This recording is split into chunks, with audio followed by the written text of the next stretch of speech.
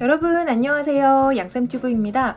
자, 우리 이번 시간에는 지난 7강 근육 생리에서 근육 수축을 이야기했었죠. 근데 수축하려면 힘이 있어야 되는데 그 힘이 무엇이다? ATP라는 에너지를 이용을 한다라고 했는데, 이 ATP라는 에너지가 우리 몸에 어떤 식으로 저장이 되어 있고 또 저장되어 있는 거 다 쓰면 어떻게 생성하는지, ATP 생성에 대해서 같이 이야기를 나눠보도록 하겠습니다. ATP 생산 과정에 대해서는 여러분 이미 진도가 나가신 분들도 있고 아마 한 번쯤 얘기 들어보셨을 수도 있을 거예요. 고등학교 때 배우셨을 수도 있고요.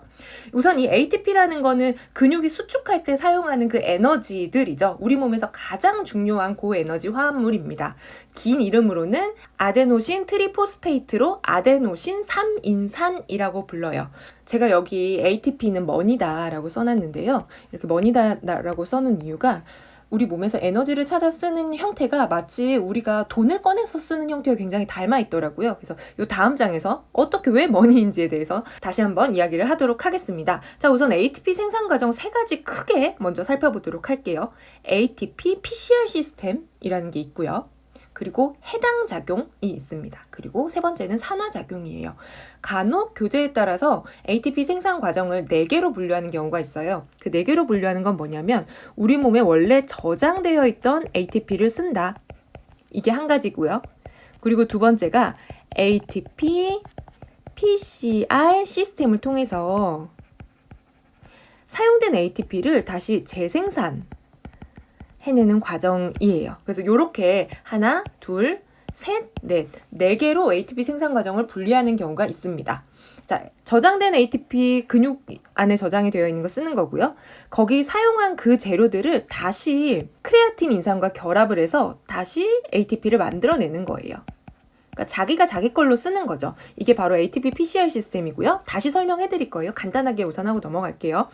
해당 작용은 뭐뭐에 해당된다. 양쌤튜브는 유튜브에 해당된다. 이 해당이 아니고 이 해자는 녹인다라는 그런 해자거든요. 그래서 융해, 당분, 작용 이렇게 생각하시면 더 편할 것 같아요. 당분을 녹여서 에너지로 쓰는 작용이라고 하는 거예요. 포도당을 어떻게 전환을 해가지고 이걸로 ATP를 만들어내는 게 해당 작용이에요. 그리고 세 번째, 산화작용은요. 우리 몸에서 산화작용이 일어나는 것은 미토콘드리아에서 일어납니다. 미토콘드리아에서 산화작용을 통해서 굉장히 많은 양의 ATP를 만들어내요. 이게 대표적인 ATP 생산 과정 3가지거든요. 그럼 요거를 다시 한번 정리해서 볼게요. 자, 제가 아까 ATP는 돈이라고 얘기를 했잖아요. ATP는 기본적으로 우리 근육 속에 저장이 돼 있어요. 그래서 그거 바로바로 꺼내 쓸 수 있거든요. 이게 무슨 말이에요? 여러분 지갑에 돈 좀 있잖아요. 뭐 요즘에 카드 때문에 잘 안 들고 다니긴 하지만 현금 한 3,000원, 5,000원, 2만 원 뭐 이렇게 넣어 다니죠. 지금 바로 돈이 필요해, 현금이. 그럼 주머니에서 그냥 탁 꺼내 쓰잖아. 근데 그 돈 얼마 안 되죠. 근육 속에 저장된 지갑 속에 들어있는 현금 3초밖에 못 쓰는 거예요, 에너지. 금방 썼는데 없네? 근데 우리 운동 3초만 해요? 아니죠. 운동했다 하면 그래도 뭐 한 1분은 하잖아요. 없어. 그럼 이거 다시 생산해내야 되잖아요. 어떻게 생산해내지? 돈이 없으면 어떡해요? 지갑에 돈이 없으면 맞아. 나 체크카드에 돈 있지? 해서 여러분 체크카드에 가서 돈 찾으면 되잖아요. 그죠? 근데 체크카드에 돈은 끝없이 있나요? 그렇지 않죠? 내가 넣어놓은 만큼만 있죠? 그래서 여기 역시 ATP PCR 시스템을 통해서 ATP를 재생산해낼 수 있어요. 그러니까 PC, 크레아틴 인산을 보충해서 ATP를 재생산해요. 그래서 3초가 아니라 10에서 15초 정도 더 지속할 수 있는 거죠. 근데 우리 체크카드에 돈 많이 안 넣어놓잖아요. 그래서 주머니에 있는 거 3초 만에 다 썼고 체크카드로 어떻게 돈 찾아가지고 썼는데 그걸로는 10에서 15초밖에 못 쓰는 거예요. 이제 다 썼네? 그럼 어떻게? 이제 2번 해당 과정으로 가야 되겠죠. 그죠? 이게 ATP PCR 시스템을 돈에 비유한 이유예요. 근육 속에 저장된 것, 그리고 크레아틴 인산을 보충을 통해서 ATP와 인산 하나가 다시 ATP로 재생산되는 과정, ATP PCR 시스템입니다. 이거는 몸에 있는 걸 바로 꺼내니까 즉응력이 좋겠죠. 운동 초기나 짧은 시간에 격렬한 운동을 할 때 많은 양의 에너지를 신속하게 공급을 할 수 있어요. 100m 달리기, 역도, 스키 점프 이렇게 갑자기 힘을 내는 거 있죠. 그럴 때 이 ATP PCR 시스템이 초기에 힘을 발휘를 하는 거죠. 자, 화학식을 볼게요. 이 그림 아마 한 번쯤 보셨을 거예요. ATP라는 것은 고에너지 화합물이고 아데닌과 리보스 그리고 인산으로 구성이 되어 있습니다.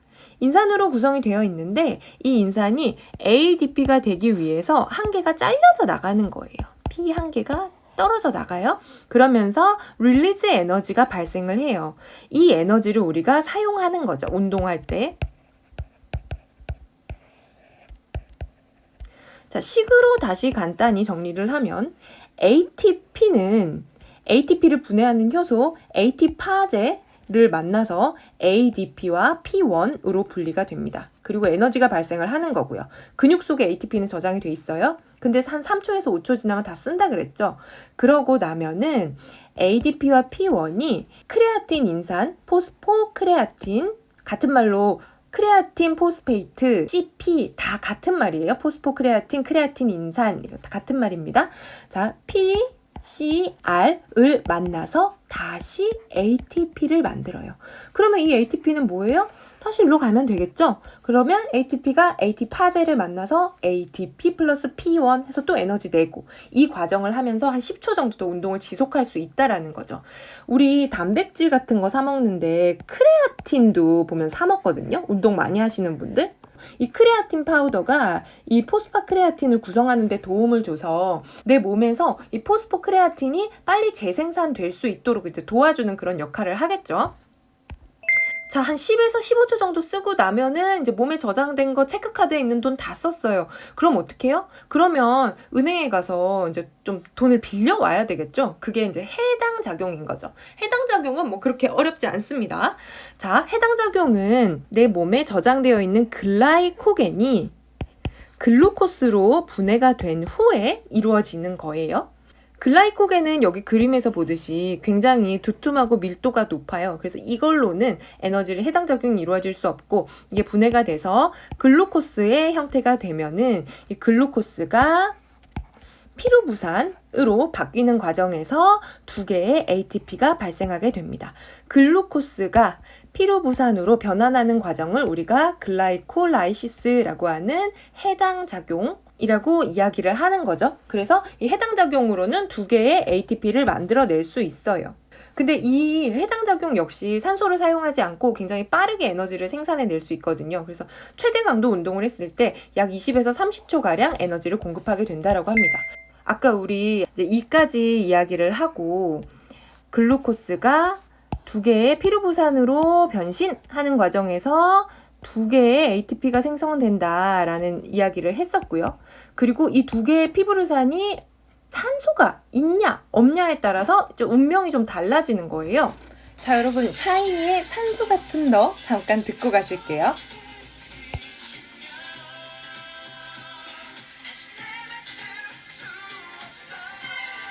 산소가 있냐 없냐에 따라서 피루부산의 운명이 달라집니다. 산소가 없으면 피루부산은 젖산염이 돼요. 젖산이라는 게 우리 몸에 쌓이게 되면은 이제 근육이 뭉치고 아프고 이렇게 되는 거죠. 근데 이 젖산도 결과적으로는 간으로 가서 젖산 발효를 통해서 두 개의 ATP로 만들어지고요. 그런데 만약에 산소가 있다.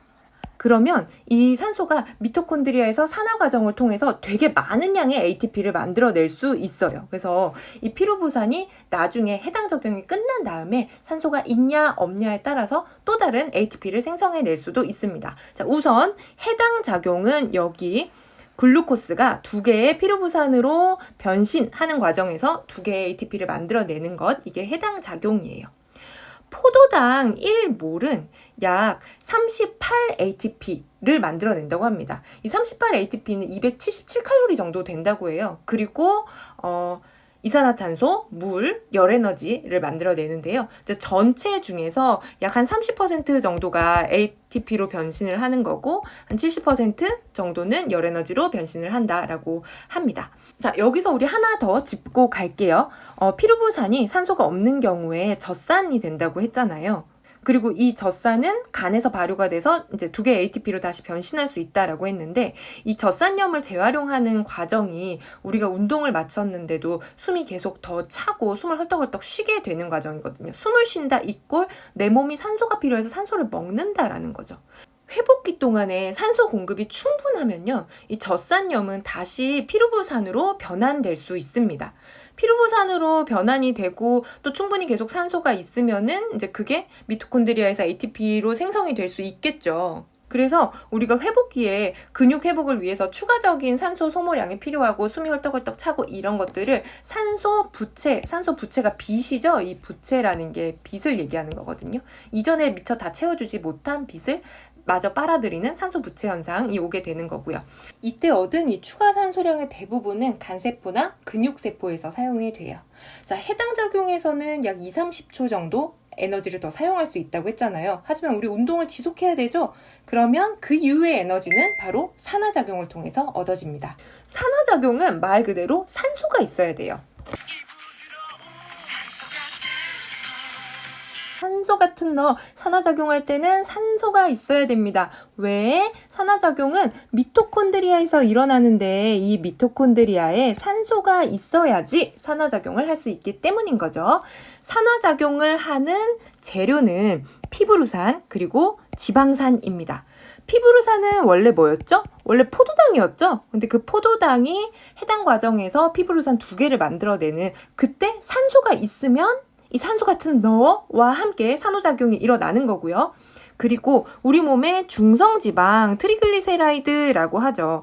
체내에 합성되어 있는 지방의 한 형태로 칼로리가 부족할 때 에너지원으로 분해해가지고 쓰는 거고, 인간이 진화하고 발달하는데 가장 큰 힘이 되어준 에너지원이에요. 많지 않은 양으로도 폭발적인 에너지를 만들어낼 수 있기 때문인 거죠. 중성지방 가지고는 이 산화작용을 할 수 없어서 이 중성지방을 지방산으로 변화시켜가지고 산화작용이 이루어지게 됩니다. 그래서 재료는 피브루산 그리고 지방산이다라는 거. 산화작용 이꼴 산소가 필요하다는 거니까 운동으로 치면 유산소 운동인 거죠. 그러면 우리 이전에 1번이랑 2번에 있었던 ATP, PCR 시스템 그리고 해당 작용, 이거 2개는 유산소일까요? 무산소일까요? 당연히 무산소죠. 살 빠지려면 뭐 해야 돼요? 유산소 운동해야 되죠? 왜? 그래야 지방이 타니까. 오, 그죠, 여러분? 좀 뭔가 고리가 이렇게 맺어지시나요? 자, 이제 어쨌든 산화작용은 유산소 운동입니다. 미토콘드리아의 산화작용을 통해서 에너지를 생성시키는 거고요. 2분에서 2-3시간 정도 지속되는 운동 에너지원을 만들어낼 수 있어요. 근데 이 과정은 이 피브루산과 지방산이라는 이 재료가 아세틸 코엔자임으로 변환을 하고요. 아세틸 코엔자임은 미토콘드리아로 들어갈 수 있는 입장권 같은 거거든요. 그래서 이 입장권을 들고 미토콘드리아에 들어가서 TCA 사이클이라고 하는 화학 반응이죠. 같은 말로 크랩 사이클이라고도 해요. 크랩이라는 사람이 발명을 해서 노벨상도 받고 그랬대요. 그래서 이 TCA 회로에 들어가서 어떤 화학 과정을 통해서 완전히 분해가 되고 그 과정에서 ATP가 발생을 하고요. 그리고 그 분해된 산물에서 수소가 또 산소를 만나서 전자전달계, 산화적 인산화를 통해서 최종적으로 다량의 ATP를 생성하게 되는 게 이 산화작용입니다. 자, 산화작용에 대해서 좀 더 체계적으로 한번 볼게요. 자, 산화작용 아까 재료가 뭐라 그랬죠? 피루부산이랑 지방산이다 라고 말씀을 드렸었죠. 피루부산은 어디서 왔죠? 글루코스에서 왔죠. 그리고 지방산은 어디서 왔죠? 중성지방에서 왔죠.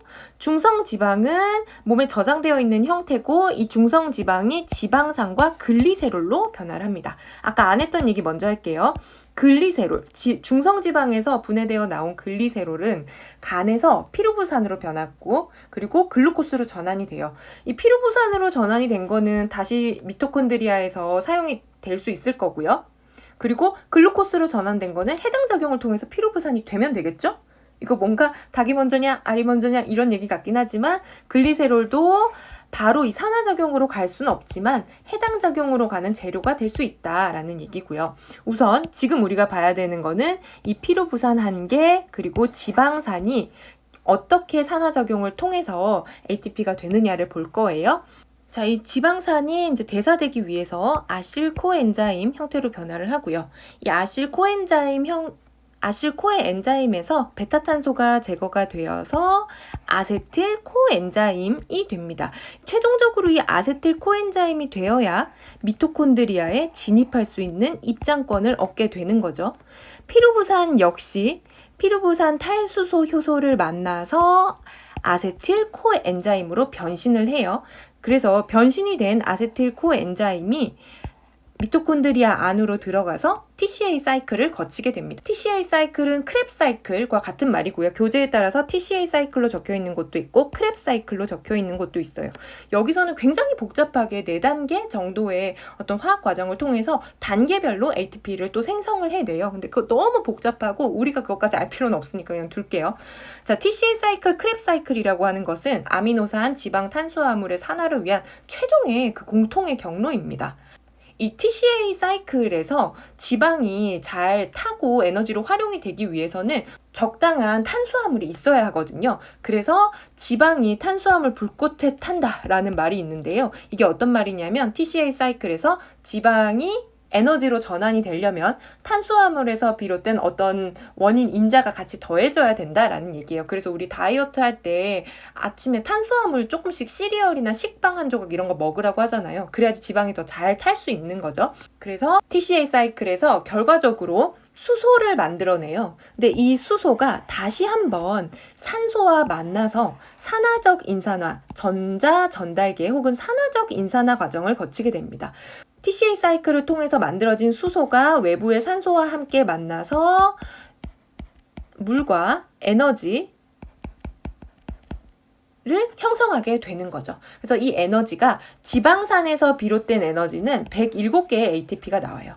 교재에 따라서 108개의 ATP로 표기된 데도 있거든요. 근데 이 TCA 사이클 과정에서 한 개의 ATP가 사용이 된대요. 그래서 107개가 최종적으로 남는 게 맞다고 하네요.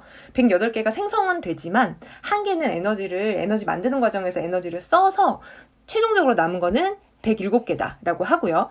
피브루산 같은 경우에도 이 과정을 통해서 최종적으로 15개의 ATP가 생성된다고 합니다.